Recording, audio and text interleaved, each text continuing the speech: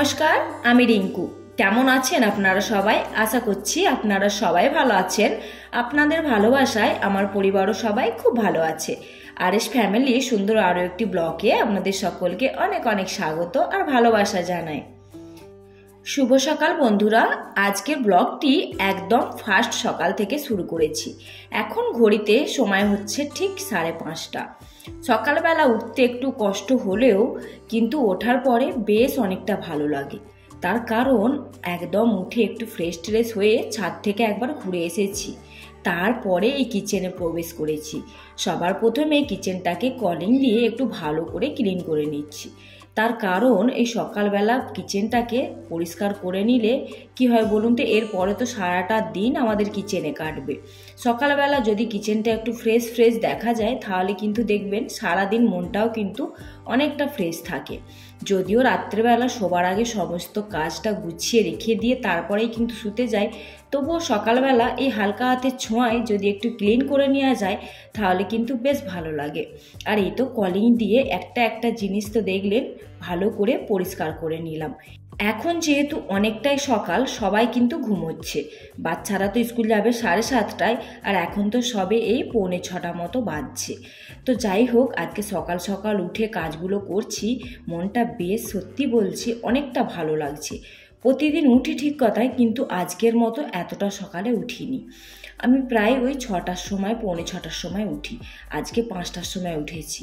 এত ভালো লাগছিল ছাদে গিয়ে, মনটা কি ফুরফুরে সতেজ হয়ে গেল। আর এই তো এবারে সুন্দর করে ডাব্বাগুলোকেও একটু হালকা হাতের ছোঁয়ায় পুছিয়ে দিলাম। এই সাফ সুতরা পরিষ্কার পরিপাটি কিচেন দেখতে কার না ভালো লাগে বলুন তো? সবারই ভালো লাগে। তারপরে এই এত সুন্দর করে সাজানো গোছানোর ব্লগটি আপনারা যে এত ভালোবাসা দিয়েছেন তা কি বলবো। অনেক অনেক ধন্যবাদ আপনাদেরকে ওই ব্লগটিতে এত ভালোবাসা দেওয়ার জন্য, এত সুন্দর সুন্দর কমেন্ট করার জন্য। সত্যি বলছি, আপনাদের এই কমেন্টগুলো পড়লে কিন্তু মনটা বেশ ভালো লাগে, আরও অনেক অনেক এনার্জি পাই। আর এই তো আপনাদের কমেন্ট পেয়ে এনার্জি পেয়ে আজকে কিন্তু দেখুন ফার্স্ট সকাল থেকেই ব্লগটি শুরু করে দিলাম আপনাদেরকে সঙ্গে নিয়ে। আর এই তো বেশ ভালো করে ক্লিনিং করে নিয়ে তারপরে দুধটা বসিয়ে দিলাম। সবার প্রথমে দুধটা হয়ে থাকলে বাচ্চারা যতক্ষণকে উঠবে বা স্কুলের জন্য রেডি হবে ততক্ষণকে ঠান্ডা হয়ে যাবে। দুধটা বসিয়ে দিয়ে এবারে কিন্তু আমি একটু হালকা ফুলকা করে ঝাড়ু লাগিয়ে নিয়েছি, সেটা আর আপনাদের সাথে শেয়ার করা হয়নি। তো যাই হোক, এখানে একটু আটাও মেখে নিয়েছিলাম আর একটু সবজিটাও কিন্তু বসিয়ে দিয়েছিলাম। কি হয়েছিল বলুন তো, ফোনটা না চার্জ শেষ হয়ে গেছিলো। কালকে যারা ব্লগ দেখেছেন তারা তো জানবেনই, রাত্রি 11টা পর্যন্ত ব্লগ শ্যুট করেছি, তারপরেতে শুয়ে পড়েছিলাম, মানে ফোনটা চার্জ দিতেই ভুলে গেছিলাম। তো যাই হোক, এখন ফোনটা চার্জ করে নিয়েছি বেশ ভালোভাবেই। তার কারণ মাঝখানে অনেকটা সময় গেছে, এর মধ্যে আমি আটাটাও মেখেছি আবার সবজিটাও কিন্তু বানিয়েছি। ওই যে কালকে রাত্রে ছোলা ভিজিয়েছিলাম আর লাউটাকে কেটে রেখেছিলাম, সেইটারই সবজি বানিয়েছি। আর এখন ঝটপট করে রুটিগুলো বানিয়ে নিচ্ছি, তার কারণ বড় মেয়ে চলে গেছে স্নানে। ও স্নান করে আসলে ওর আবার চুল বেঁধে দেওয়ার ব্যাপার আছে, তারপরে নাস্তা টাস্তা দেবো। আজকে আবার হাজব্যান্ড বলছে যে সবার মানে একসাথেই বেরিয়ে যাবে, বাচ্চারাও স্কুল যাবে আর হাজব্যান্ডও ডিউটি যাবে। ভাগ্যিস জানেন সকালবেলা উঠেছিলাম, তা না হলে হয়তো করে উঠতে পারতাম না। তো যাই হোক, এই সকালবেলা উঠে কিন্তু অনেকটাই লাভ হয়েছে। আর এই তো ছোটো মেয়ের জন্যে একটা রুটিকে পরোটার মতো ভেজে নিয়ে তারপরেতে এবারে একটা ডিমকে ফেটিয়ে নিয়ে অমলেট বানিয়ে তার উপরে দিয়ে এপিট ওপিট করে ভেজে দেব। দেখুন কীরকমভাবে করছি। আমি কিন্তু মাঝে মধ্যে লাঞ্চেতে এরকমভাবে চেঞ্জ করে দিই, তার কারণ ও তো এখন ছোটো, ও তো অত কিছু মানে রুটি সবজিটা প্রতিদিন খুব একটা ভালোবেসে খায় না বা খেতেও চায় না। অর্ধেক দিনই দেখি যেমন লাঞ্চ দিয়েছি তেমন ঘুরে নিয়ে আসে, জানেন তো। সেই জন্য কিন্তু মনটা খুবই কষ্ট হয় যে অতটুকু একটা বাচ্চা মেয়ে ওই 1 কাপ দুধের ওপরে সারাদিন থাকবে। তো সেই জন্য এটা ওটা করে ঘুরিয়ে ঘাড়িয়ে লাঞ্চ বানিয়ে দিলে কি হয় বলুন তো, বেশ দেখি খুশি হয়ে খেয়ে নেয়। এর সাথে একটু টমেটো সস দিয়ে দেবো, তাহলে বেশ মজা করে খেয়ে নেয়। আর পুরো যখন বাচ্চারা দেখবেন লাঞ্চের ডাব্বা খালি করে নিয়ে আসে, মায়েদের কিন্তু মনটা বেশ ভালো লাগে। আমার তো সত্যি বলছি খুব ভালো লাগে। 2 মেয়েই দেখি যখন যেই দিনে যে লাঞ্চের ডাব্বা পুরো একদম ফিনিশ করে নিয়ে এসছে, সেদিন মনে হয় হ্যাঁ, এই সকালবেলা উঠে এই এত মেহনত করাটা হয়তো আজকে সার্থক হয়েছে। তো যাই হোক, এইখানেতে মোটামুটি সবার লাঞ্চ এবারে প্যাক করে দেব। সবার প্রথমে এখানে হাজব্যান্ডকে দিয়ে দিলাম, এবারে দিয়ে দিলাম মেয়েকে, মানে বড় মেয়েকে। আর এই যে ছোট ডাব্বাটায় এটা কিন্তু বড় মেয়ের জন্য প্যাক করে দিচ্ছি, যেহেতু দুটো রুটি দিয়েছি। আর এখানে হাজব্যান্ডকে আলাদা করে সবজিটা দিয়ে দিচ্ছি। আর যেহেতু হাজব্যান্ডের মানে 4টে রুটি দিয়েছি, 4টে রুটিকে খেতে হবে, সেই অনুপাতে তো সবজি দিতে হবে, সেই জন্য একটু বেশি করে দিলাম। আর এই তো সঙ্গে সঙ্গে কিন্তু সবারটা প্যাক করে দিলাম। এবারে দিয়ে দিচ্ছি শ্বেতামাকে একটু সস। এই সসটা পেলে ও যেন কি খুশি হয়, আঙুল দিয়ে দিয়ে চেটে চেটে এমন খায়, দেখতে কি ভালো লাগে। আর দিয়ে দিলাম সাথে 4টে কাজু। আর এই তো ডাব্বাগুলো প্যাক করে দিলাম। আর এখানেতে দিয়ে দেবো শসা। এই পুরো শসাটাই কিন্তু আজকে কেটে দেবো, জানেন তো। তার কারণ কালকে ওই যে একটুখানি বাঁচিয়ে রেখেছিলাম, পরে দেখলাম সেটাকেও নিয়ে নিয়েছে, সেই জন্য আজকে আর বাঁচালাম না, পুরোটাই দিয়ে দিলাম। চলুন এবার ঝটপট করে যারটা যার তাকে দিয়ে দিই।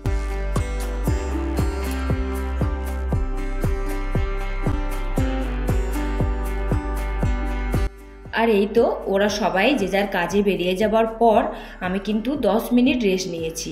তার কারণ ওই যে সকাল থেকে উঠে একভাবে করছিলাম, যেন একটু হাঁপিয়ে গেছিলাম। তো একটুখানি রেস্ট নিয়ে 1 কাপ চা খেয়ে তারপরে এই জামা কাপড়গুলোকে আগে ভিজিয়ে দেব। তারপরে এদিকের কাজ যতক্ষণকে করব ততক্ষণে কিন্তু জামা কাপড়গুলো ভিজে যাবে। আর যত সকাল কেচে মিলে দিতে পারবো তত সকালই কিন্তু শুকিয়ে যায়। আর পেছনের দিকটায় 12টা পর্যন্ত 1টা পর্যন্ত রোদ থাকে, সেই সময়টায় বেশ ভালো শুকিয়ে যায়। আর এই তো এর মধ্যে ডাইনিং রুমের বিছানাটাকে গুছিয়ে নিলাম। ওই রুমে তো রিতিশা শুয়েছিল, তো বিছানাটাকে গুছিয়ে নিয়েছিলাম। আর এবারে চলে আসলাম বেডরুমটাকে সুন্দর করে একটু গুছিয়ে নিতে। আর দেখেছেন সকালবেলা এই সবে হয়তো কটা বাজবে, 8টা মতো বাজছে হয়তো। আর বাইরে এত রোদের প্রখর তেজ, আশা করছি আপনারা দেখে বুঝতে পারছেন। এই যে হালকা হাতে একটু করে ডাস্টিংটা করে নিচ্ছি, যেহেতু প্রতিদিনের করা, তবু এই যে সকালবেলা হয়, তারপরে তো সারাটা দিন আর হয় না।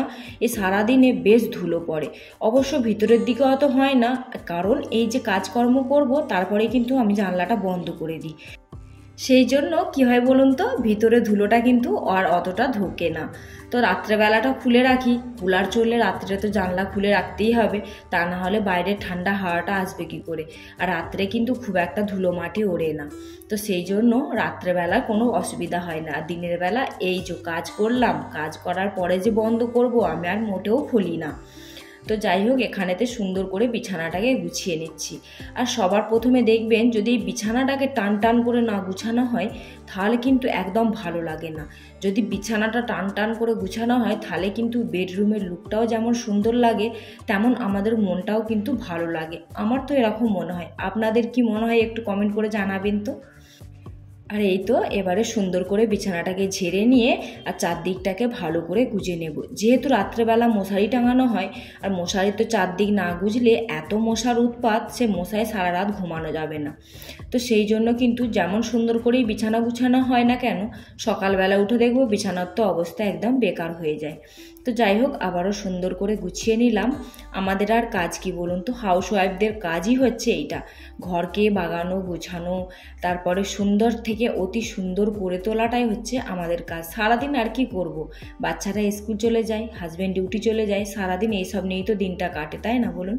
আর এই জিনিসগুলো যদি আমরা বাড়িতে থেকে সুন্দর না করি তাহলে তো অবশ্যই হাজব্যান্ডরা বাড়িতে এসে বলবেই সারাটা দিন তোমরা কি করো। অবশ্য কাজ করি বা না করি, যতই সুন্দর করে পরিপাটি করে গুছাই, হাজব্যান্ডের কিন্তু এটা বলা নিয়ম, এই কথায় অত ধার ধারি না। তার কারণ তারা বাড়িতে ফিরে এটা বলবেই যে সারাদিন তোমরা কি করো। আর যাদের বাড়িতে ছোট বাচ্চা আছে তারা আর কি করবে বলুন তো, যতটাই সুন্দর করে গুছাক না কেন, সন্ধ্যের পরে কিন্তু এক সময় এসে সেই হাল খারাপই হয়ে যায়। আর ছোট বাচ্চাদেরকে কত বকবো আর কত ধরে রাখবো, ওদেরকেও তো একটু আধটু খেলতে দিতে হবে, তাই না বলুন। আগে আমরা যখন ছোট থেকে বড় হয়েছি, আমাদের তো অনেক বড় দুয়ার বা বাকুল এরকম ছিল, তো আমরা ছুটে দৌড়ে খেলে ধুলে বড় হয়েছি। কিন্তু আজকালের বাচ্চারা সেই জিনিসটা তো পায়ই না, এই 4টে দেয়ালের মধ্যে বন্দি। এই 4টে দেয়ালকেও আমরা আবার ভাবি যে যেই জিনিসটা যেখানে রাখছি সেই জিনিসটা যেন সেখানেই থাকে। তো আমরা অনেক সময় অনেকটা কঠোর হয়ে যাই এই বাচ্চাদের ওপরে। তাহলেও কিন্তু আমি অনেক সময় ছেড়ে দিই, যাক একটু আধটু খেলুক, নোংরা হয়তো কি হবে, আবার পরের দিন গুছিয়ে নেব। তো তবু আবার এই ভেবে যখনের যেটা তখনের সেটা কিন্তু আবার গুছিয়েও নিই। তার কারণ কি বলুন তো, এই তো দুটো ঘর, তাকে যদি আবার অতিরিক্ত নোংরা করে রাখি, হঠাৎ করে কেউ যদি চলে আসে তখন আবার সেটা খারাপ লাগে। তো যখন যেটা খেলে, যেখানে যেটা মানে ফেলে দেয়, সেটাকে আবার তুলে যেই জায়গা থেকে নিয়েছিল সেই জায়গায় গুছিয়ে সুন্দর করে রেখে দিই। তো যাই হোক, আপনাদের সাথে অনেক বকবক করলাম, আর এই বকবকের মধ্যে দিয়েই কিন্তু দেখুন আমার সমস্ত কাজটা কমপ্লিট হয়ে গেল। আজকে আমার ব্লগটি আপনাদের কেমন লাগলো অবশ্যই জানাবেন। যদি ভালো লেগে থাকে প্লিজ একটি লাইক দিয়ে দেবেন, আর যদি কিছু বলার থাকে অবশ্যই কমেন্ট করে জানাতে পারেন। আর যদি কোনো নতুন বন্ধু আমার ব্লগটি দেখে থাকেন, আপনাদের যদি কোথাও একটু ভালো লাগে প্লিজ একটা লাইক দিয়ে একটা কমেন্ট করবেন। আর যদি আমার ব্লগের মধ্যে দিয়ে আপনাদের মনটাকে কোথাও একটু ছুঁতে পারি, তাহলে অবশ্যই চ্যানেলটিকে সাবস্ক্রাইব করে আমাকে আপনাদের পরিবারের একজন সদস্য করে তুলবেন। আর এই তো এখানে কাঁচা ধোয়াটাও করে নিলাম, সেই যে ভিজিয়ে রেখেছিলাম, তারপরে বেশ অনেকটা সময় হয়েছিল, তো তাড়াতাড়ি কিন্তু ভিজে গিয়েছিল আর তাড়াতাড়ি কাঁচা ধোয়াটাও হয়ে গেল। আর এই তো একদম হাতো হাত বাইরে নিয়ে যেয়ে মিলে দেবো। আর এই তো এখন ঘড়িতে সময় হচ্ছে 10:30। আমার কিন্তু কাজকর্ম সমস্তটা কমপ্লিট। এই এত সুন্দর রোদ বেরিয়েছে, এই একটাকে মনে হয় শুকিয়ে যাবে। চলুন এবার স্নানটা সেরে পুজোটা দিয়ে নিই।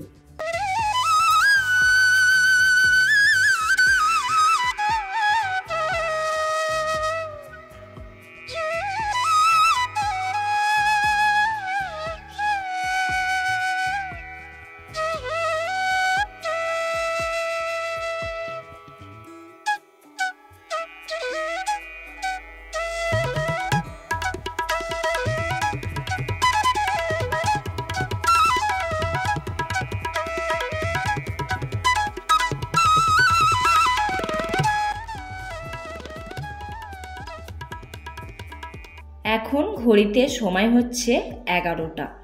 আর এই তো সকাল সকাল সমস্ত কাজ কমপ্লিট করে স্নান সেরে পুজোটা দিয়ে মনটা এত ভালো লাগছে। আর এই তো এবারে নিয়ে বসেছি একটু নাস্তা। চলুন তাহলে আমি নাস্তাটা করে নিই, আবারও দেখা হবে আপনাদের সাথে পরের একটি ব্লগে। আজকের মতো এখানেই টাটা।